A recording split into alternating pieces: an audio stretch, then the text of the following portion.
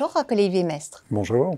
Vous êtes président de l'autorité de régulation de la communication audiovisuelle et numérique, dite ARCOM, et vous avez contribué à l'ouvrage sur les buts monumentaux de la compliance, en traitant plus particulièrement des buts monumentaux pour le régulateur dans le paysage audiovisuel et numérique en pleine mutation.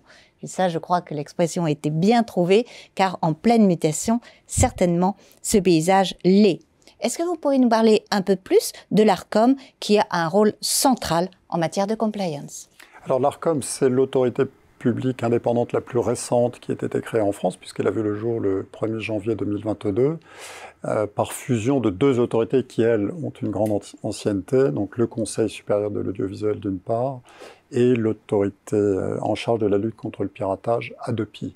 Et on a souhaité, à cette occasion, le législateur a souhaité créer un grand régulateur en charge à la fois de la régulation de l'audiovisuel et en même temps du numérique, qui est le nouvel horizon de la régulation. Donc c'est une autorité collégiale, composée de 9 membres, indépendante, comme son nom l'indique, qui à la fois s'assure du bon fonctionnement du paysage audiovisuel au sens classique du terme. C'est nous notamment qui attribuons les autorisations d'émettre et qui contrôlons les obligations des opérateurs, et qui aujourd'hui est engagée de façon résolue dans la régulation des nouveaux acteurs du numérique.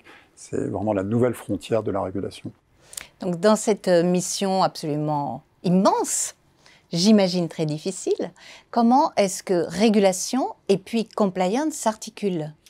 Alors c'est vraiment une approche tout à fait complémentaire. Bon, le régulateur a naturellement un pouvoir propre, normatif, coercitif, le cas échéant, incitatif, bien évidemment, du fait des attributions qui sont les siennes, mais c'est un régime de régulation qui fixe des obligations propres aux opérateurs eux-mêmes. L'idée, c'est d'un côté, bien évidemment, de préserver la liberté de communication, qui est un principe constitutionnel, en même temps de répondre aux besoins de protection des publics que souhaite garantir le législateur.